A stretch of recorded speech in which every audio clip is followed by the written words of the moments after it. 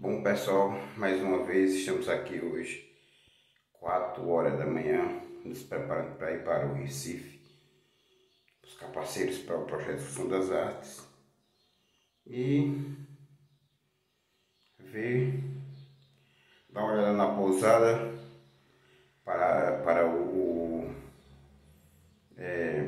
Congresso de Templários que vai haver, né, o primeiro grande Congresso de Templários do Nordeste, que é uma parceria da Nova Ordem de Cristo com a Ordem dos Cavaleiros Templários Humanitários de Cristo, e vamos fazer um estudo do livro Portugal Templário, minha gente, certo? Nós paramos na página 35 e nela tem o seguinte: nos finais dos séculos XIII, Raimundo Lúlio, amigo pessoal do grão-mestre principal de Portugal, Dom Afonso Paz, é igualmente grão-mestre geral da ordem e igualmente do grão-mestre da ordem geral, Jacques de Molay, ele era meu amigo, escreveu a primeira regra de cavalaria laica, portanto militar, sem vínculo direto e não raro também indireto, a secularidade da religião, a qual regra se difundiu por todo o mundo ocidental. Mesmo assim, com tamanho laicismo, repara-se haver fortes sabores cabalísticos, talvez influência do templo no autor. No livro A Ordem de Cavalaria, do mesmo Raimundo Lúlio, o prólogo revela a natureza do conteúdo. Pícios prólogos. A semelhança dos 7 planetas, que são corpos celestiais e governam a ordem, os corpos terrenos, dividimos este livro em cavalaria de 7 partes, para demonstrar que os cavaleiros têm honra e senhorio sobre o povo para ordenar e defender. A primeira parte é do princípio da cavalaria, a segunda parte é do ofício da cavalaria, a terceira parte do exame que deve ser feito ao escudeiro quando quer entrar na ordem de cavalaria. A quarta é da maneira como deve ser feito cavaleiro. A quinta é de como significa as armas do cavaleiro. A sexta é dos costumes que pertencem ao cavaleiro. A sétima é da honra que deve ser feita ao cavaleiro, a fim de dar uma ideia, mesmo que polida, do que eram os rituais de armação dos cavaleiros. Lembro o ocorrido com o então príncipe Dom Denis, da corte de seu avô Afonso X, conforme narrativa do cronista descrita por Américo Cortês Pinto, sendo os comentários entre parênteses de minha autoria. Conta o cronista que o avô recebeu o neto com grande amor e respeito e o regalou com grandes festas. Estava então a corte de Sevilha ali. Foi com grande pompa armado cavaleiro o infante de Portugal, o infante Dom Denis. E é de imaginar como seria escrupulosamente seguido o cerimonial de investidura, se entendermos que o padrinho era o próprio rei, que no seu código do livro de las partidas dela pela primeira vez caráter legislativo ao ritual da Sagrada Ordem de Cavalaria. E assim, seguindo preceitos da Ordem Templária, nós, da Nova Ordem de Cristo, estamos seguindo essa mesma regra aqui do livro, né? Não só do livro, mas com o meu subconsciente, como já simulei, pauta que seja os graus da Ordem Templária. Então, o nosso terceiro grau é o grau escudeiro, né? Que seria o mestre na ordem maçônica. E o nosso quarto grau é o cavaleiro templário, certo? Então, os irmãos serão investidos cavaleiros templários no quarto grau da Nova Ordem de Cristo. Então, vamos juntos nesse estudo maravilhoso da Ordem Templária. Bom dia, irmãos. Vamos ao estudo, né, do episódio 3, 3, 4, 5, 6, 7, 8 e 9 e 10 do Portugal Templário, né? Vamos começar aqui a parte são o episódio 6 de 3 a 10. Os próximos vídeos que vocês vão seguir, e acompanhe o episódio 6 completo no YouTube, tá bom? Então, na página 36, certo? Nós temos assim: no meio-dia de véspera, no meio-dia, a partir do meio-dia. Por quê? Para receber energia da egrégora do Sol, certo? O magnetismo do Sol, gente. Para ser bem mais fácil, para que você possa entender o que é a egrégora. Foi o príncipe Dom Denis, né? Donzel, submetido ao banho pelo escudeiro, para que a semelhança do batismo em seu espírito ficasse gravado simbolicamente o preceito da pureza do coração. Deitaram sobre um leito real, suntuosamente coberto de preciosa alfarra de gramada. Veja só, esse leito aqui, ele imita o leito de morte dos sacerdotes egípcios, certo? Então, durante a iniciação egípcia, como já estudamos, o antigo faraó que havia acabado de falecer fica numa cama de ouros, e o novo faraó fica em outra cama de ouros.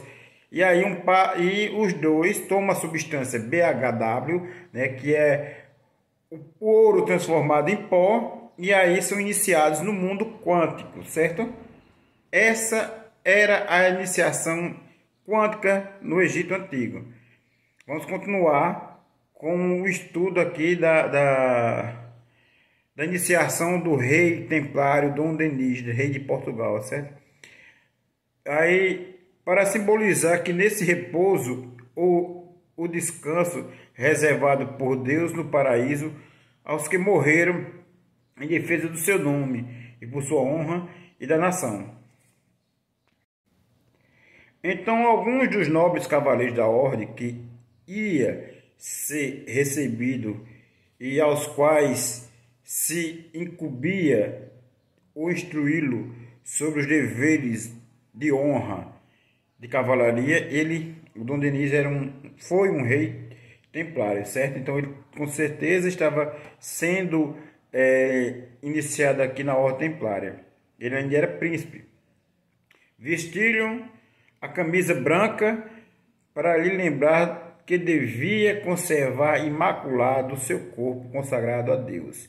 A seguir, a túnica de escarlate vermelho, para que tivesse sempre presente o compromisso de derramar o seu sangue por Cristo e pela sua igreja. Logo, sangue cristificado, ou o mesmo sangue real. A mesma A meia de lã preta e as botas de pele escura deviam lembrar-lhe a cor sombria e a humildade da terra, onde haviam de determinar todas as grandezas do modo. Aqui, gente, para ser bem claro, humildade era a capacidade do rei, de qualquer ser humano, de respeitar um ao outro.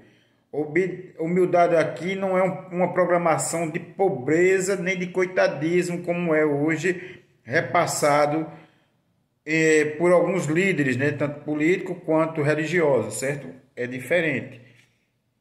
Seguiu-se a confissão e a velada de armas durante a noite inteira.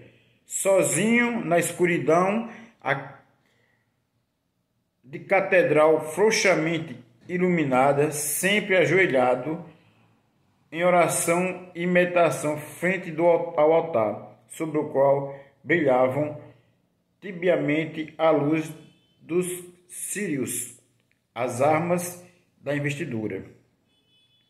Aqui ele está representando, dentro de uma sinagoga, a câmara de refeição, o túmulo de iniciação usado pelos essênios, que foi usado pelo grão-mestre Jesus Cristo para sua iniciação como Cristo, né? Que simbolizou a ressurreição. O grão-mestre Jesus Cristo foi a um túmulo egípcio, um túmulo essênio, e foi iniciado como Cristo, né? E aí, quando ele saiu, ele estava ressurgindo, fazendo a ressurreição de um novo homem. Bom, seguindo aqui com a iniciação do rei Dom Denis, né? Até que aos primeiros alvores da madrugada deram entrada ao templo o bispo e o imperador, pontífice e monarca, tanto valendo pelos arcanos 4 e 5 do tarô. Melquisedeque, rei de Salém e sacerdote do Altíssimo. Por quê? Porque todos os descendentes de Davi passaram a ser reis, certo? E o patriarca era rei. Então veja só, já durante a missa, logo depois de rezada, essa iniciação, gente, assim como no Egito, ela começava à noite, aliás, meio-dia, certo?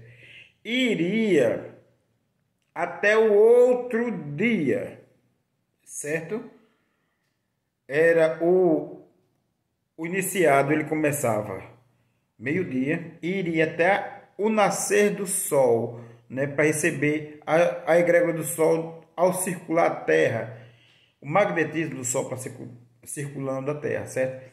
Então, só para explicar como funciona, porque nós temos que entender que a ritualística de iniciação, ela tem toda uma preparação para que você viva na Terra, assim na Terra como no céu, viver uma vida não de beatitude, mas com sabedoria, certo? Sabendo que você é um ser quântico usando temporariamente um corpo biológico e que vai ter que usar o seu tempo biológico aqui na Terra para exercitar o que você se preparou no mundo quântico aqui na Terra. E assim, você vai usar esse tempo com sabedoria, usando todo o seu tempo para o trabalho, né? O trabalho de esclarecimento seu e das massas, e para a sua sustentabilidade como ser biológico, e para adquirir mais conhecimento, mas não só o conhecimento técnico, gente, o autoconhecimento, entendem? Aí, lido o último evangelho de São João, tornou rei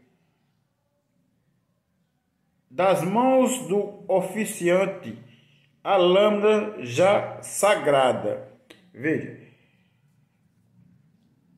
E, enfiando-a na bainha, ele próprio a cingiu ao jovem cavalheiro. E logo Dom Denis, desembaiando-a novamente, por 3 vezes, brandiu na mão direita para repetir solenemente o juramento de sacrificar todo o seu sangue, sangue real, de descendentes de Davi, certo? Sem dúvida, pela religião Santa Maria, o cálice, pelo rei São Miguel, o livro ou o Graal, e pela honra da cavalaria, São Tiago Maior. Posteriormente, São Jorge, o trono ou pedra de assento, defender o fracasso e proteger as mulheres desamparadas, isto é, servir impessoalmente a humanidade. Recebeu em seguida a prancha ritual e o beijo do padrinho, um beijo no rosto, certo? Que era o ósculo sagrado.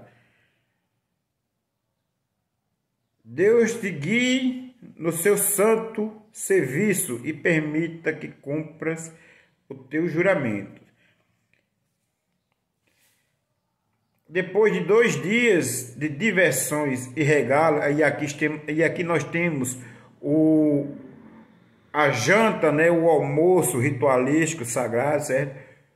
Com jantas e torneios, sob os olhares das formosas damas da corte, seguiram-se festas palacianas, com trovadores e jograis. A poesia travadescas vivia por toda parte, a mão dada com a cavalaria, e muito mais em uma corte em que o próprio rei era poeta. A mesma regra de cavalaria militar com base religiosa já havia sido adaptada muito antes pelo próprio Dom Afonso Henrique, né? Como vimos estudando nesse livro aqui, ao Corpus Portucaliense, ao fundar com seus cavaleiros luso-laicos a proveniência borgonha, né? Esses cavaleiros luso-laicos, gente, de descendência borgonha, vale sempre ressaltar, éramos nós, templários, lá do nosso território borgonhês da França, que para podermos expandir após a última cruzada, né, e tirarmos toda o tesouro de Salomão de baixo. O tesouro de Salomão não era só ouro, gente, certo? Era muitos pergaminhos de conhecimento,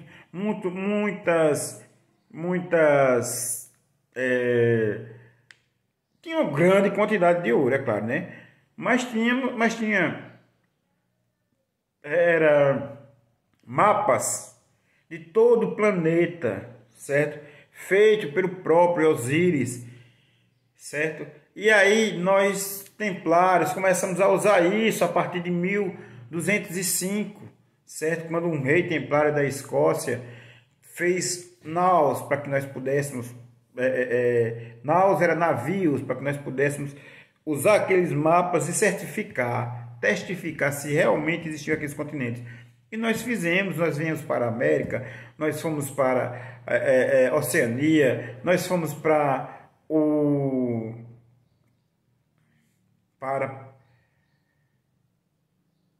onde hoje é os polos, né, os polos árticos. Nós andamos o planeta inteiro, gente, inteiro, certo?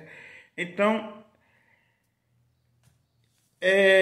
voltando ao nosso estudo aqui cerca de 1175, a confraria de Santa Maria de Évora, depois passada a Aves, e passando a se chamar Ordem Militar de São Bento de Aves, portanto, primeiro só religiosa e depois acrescentada militar, destinada à defesa da coroa das fronteiras do reino, a qual é a gênese da dinastia desse nome, filha do Porto. Sim, mas também do Graal, simultaneamente objetos e consciência, ou seja, taça e coração. Eis o inógnus patris da iniciática portucaliense. Já antes, em 1147, após a tomada de Santarém, Afonso I fundara outro instituto muito mais reservado, cultor do secreto, cujos cônfrades também estiveram presentes na ordem do templo, na ordem templária, e depois na de Cristo, a ordem de São Miguel de Ala, Asa ou Azinha. Assim, os poderes espirituais e temporal do Oriente estariam doravante fixados neste mesmo extremo ocidente da Europa, e a jovem nação poderia, por fim, assumir a função a que fora destinada. Veja, gente, para que você possa entender, antes da gente continuar aqui, essas ordens fundadas em Portugal, paralelas à ordem templária, certo? Fundada pelos reis templários, tinha como nós nunca deixávamos tudo na mesma mão, certo? No mesmo canto, tudo no mesmo canto. Então, eram formadas ordens paralelas. Nós templários participávamos de outras ordens templárias, ou ordens milicianas, já prevendo que um rompimento da nossa ordem com a Igreja Católica. Então, eram formadas várias ordens e elas haviam entre elas um acordo de irmandade e mútuo reconhecimento. Caso houvesse um distrato de contrato com a ordem templária, nós já estávamos preparados para aquela outra ordem funcionar. Então migrava-se aqueles irmãos daquela ordem para outra ordem. E foi o que aconteceu após o meu assassinato, né, em 1314. Então os templários que sobreviveram migraram para a ordem maçônica feita por John Marx, né, na França, migraram para a maçonaria feita constituída pelo irmão Robert Burne na Escócia, e mudaram para a ordem de Cristo em Portugal, certo? Então, vamos ao próximo vídeo. Então, continuando, né, para os irmãos do YouTube, que vai estar um vídeo só. Então, Tebaida Rabita, ou Rábida de eleição, ou terra lúcida, repositória da sabedoria e da idades, caindo nela a incumbência de nortear os destinos da civilização ocidental durante largos séculos em todos os campos de atividade humana, política, econômica, social, religiosa e militar.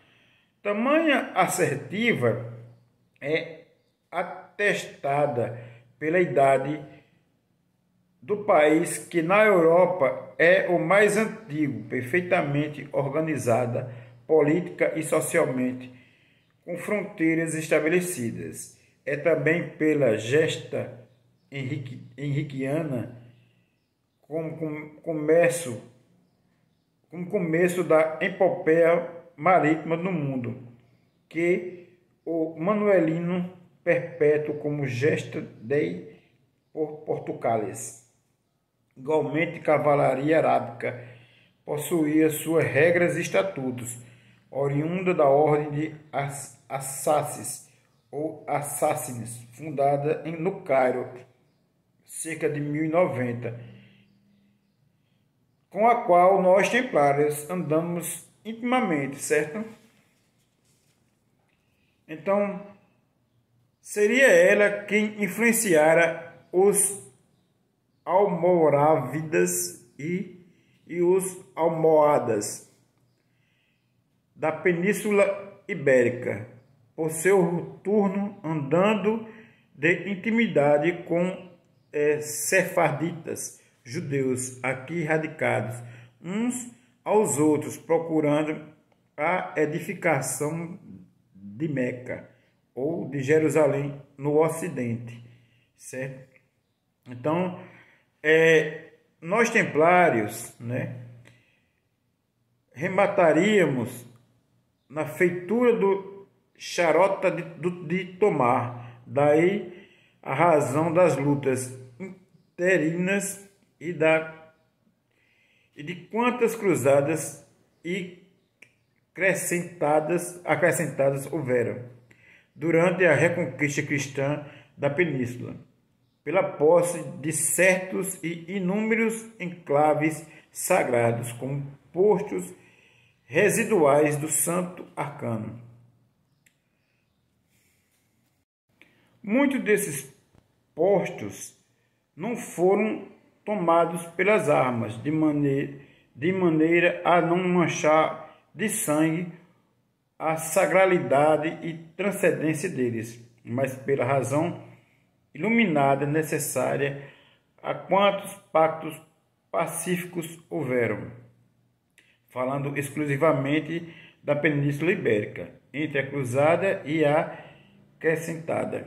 Exemplos de ecumenismo medieval no lugar onde se fundou oficialmente nos inícios do século XIV, oculto ao Império Popular do Espírito Santo em Alenquer. Está próximo deste a localidade de Meca, com a sua primitiva mesquita convertida em igreja de Santa Quitéria, dois polos opostos que se completam. Sabe-se também das batalhas terríveis pela posse do território englobando a Mereta de Fátima, nas serras de Aires e Candeeiros ou Candeias. Já Sintra, como exemplo inteiramente oposto, foi tomada não pelas armas, mas pela razão, portanto, ocupada pacificamente pelos templários, liderados por Gaudin Pai. Certo? Gaudin Pai foi um dos novos cavaleiros templários que fizeram toda a escavação arqueológica, e Gaudin Pai, né, ficou como gestor do Tesouro da Ordem no recém-reino de Portugal, né? E foi ele que fundou o castelo do Tomar agora, né? Para a mentalidade medieval, a Guerra Santa ou Facti equivalia, no contexto reservado dos mais esclarecidos, a uma busca dinâmica de iluminação interior pela morte do inimigo exterior, que poderia não ser só um elemento humano, mas fundamentalmente um estado psicológico a se vencer. Bom, gente, então, analisando isso, veja, essa Guerra Santa, hoje, a nova ordem de Cristo, nós estamos em uma nova cruzada, certo? Que é essa cruzada de vencer um estado psicológico doentio causado por egrégoras, né, implementadas na mente das pessoas, de busca de poder, de monopólio mental, de escravidão, de civilismo, de pessoas que brigam e matam e criam líderes sanguinários em religiões, em partidos políticos, em reinados. A nossa luta não é mais armada, a nossa luta é para a educação, né? Primeiro do ser humano e depois de todo o contexto ao seu redor, para que ele não entre nessas lutas armadas, nessa propagação dessa egrégora negra, né? Dessa magia negra que é pensar no irmão que pensa diferente como inimigo, né? Um irmão que tem um pensamento diferente do seu, uma sexualidade diferente da sua, né? Como um inimigo. Não, ele não é seu inimigo, ele é seu irmão, ele está aqui em aprendizado com você, certo? Então, essa é a nossa nova cruzada para um estado psicológico de alma a vencer, ou por outra, um efeito de caráter a ser ratificado. Então, essa é a missão da nova ordem de Cristo com seus irmãos. Por isso que em vídeos que nos fazem parte do estudo aqui, eu falei da necessidade dos irmãos viverem em união. Ninguém é dono de ninguém, ninguém manipula ninguém, ninguém se impõe a ninguém, ninguém dá ordem a ninguém, né? Estamos vivendo, existem os cargos hierárquicos, mas é para nos respeitarmos, amarmos, temos empatia, respeitar, temos altruísmo com os outros, respeitar, saber da diferença mental do outro, respeitar, certo, irmãos? Então, vamos para o próximo. Então, um estado para os orientais é a via de Kshatriya, ou guerreiro, poeticamente denominada pelos chineses, mongóis e tibetanos de caminho do dragão. Por isso que nós fazíamos o caminho de Santiago de Compostela, certo? O noviço da Ordem Templária fazia o caminho sagrado da França até o túmulo, né? O túmulo de Cristo, né? Um dos túmulos de Cristo, que Cristo foi colocado em um túmulo, né? pelos os soldados Eita, agora esqueci o nome dele, lá do rei de Pilatos, e foi tirado por João, o Lázaro, e por José de Arimateia para outro túmulo. Lá ele foi mumificado, o corpo foi mumificado, certo? E esse corpo mumificado foi guardado em um local seguro, para não haver adorações desnecessárias, para que não houvesse a tentativa de acabar com o corpo, né? Para que as pessoas, ao mesmo fizeram com a Maria Madalena depois da sua morte. Então, este era o Graal, era o segredo dos Templários, era a família descendentes de Cristo, que nós guardávamos essa linhagem sagrada, nós protegíamos, e muitos de nós templários que faziam parte do Conselho Rosa Cruz, todos nós que fazíamos parte do Conselho Rosa Cruz, éramos da linhagem sagrada, certo? Não do Jesus Deus, mas do Jesus Rei de Judeus, certo? O Jesus Deus surgiu em 1345 pela Igreja Católica. Até antes ele não era Deus, entende?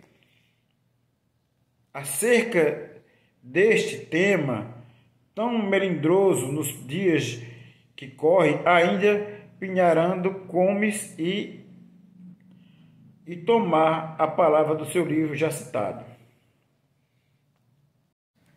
Nós templários não cultuávamos a cruz, certo? Pois a cruz era um instrumento de sacrifício, né? Todo sacrifício gera uma energia de morte, de assassinato, gerava uma energia negra. E nós, como sabíamos do estudo das egrégoras, do magnetismo, nós não cultuávamos essa cruz como instrumento de purificação. Jesus Cristo não morreu para nos salvar, ele foi assassinado. Houve um assassinato. E usaram aquela energia de assassinato para se livrar do alto crime. Então, nós não cultuávamos aquele crime, certo? Como um meio de nos salvar. Não, ali foi um assassinato, certo? Então, por quê? Porque era uma magia negra, uma magia densa. Então, nós respeitávamos, mas não concordávamos. Hoje, dentro do acampamento templário da Nova Ordem de Cristo, vai ter um judeu, vai ter um católico, vai ter um muçulmano, vai ter um bandista, certo? Vai ter um ateu, certo? Todos juntos, como estamos no planeta, para aprendermos a nos amarmos, a termos empatia, a termos respeito, a sermos altruístas, a termos respeito. Novamente, gente, respeito, respeito, respeito. O respeito gera o amor, que gera uma energia maravilhosa entre os seres humanos. Então, se você não entender que você vai precisar respeitar e começar a treinar o amor ao próximo de verdade e não apenas falar dele dentro do templo sagrado, isso não é amor ao próximo, certo? Não adianta, você é apenas um religioso, você não é cristão. Se você fala do amor ao próximo apenas lá dentro da igreja, durante a cerimônia, e às vezes dentro da cerimônia, dentro do templo você já começa a perseguir pessoas, então você não faz o rito crístico. Por isso que eu combato, dentro da nova ordem de Cristo, as perseguições, a impor da ordem, querer mandar em pessoas uns nos outros, entendeu?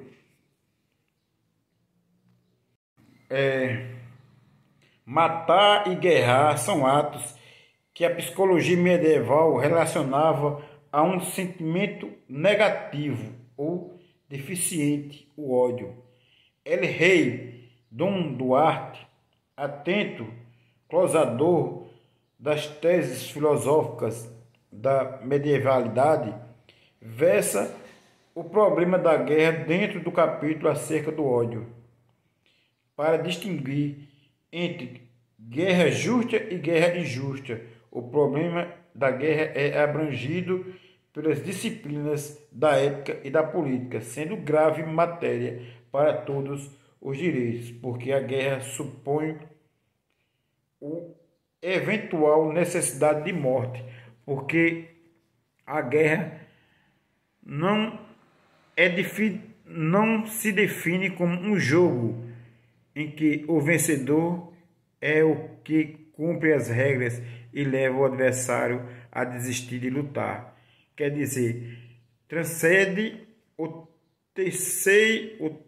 torneio dos campeões, supõe a morte como recurso, e na batalha o recurso à morte pode ocorrer a todo momento, mesmo que o militar prefira colocar o adversário fora do combate, sem lhe tirar a vida. Entende? E é isto que nós combatemos hoje na nova ordem de Cristo.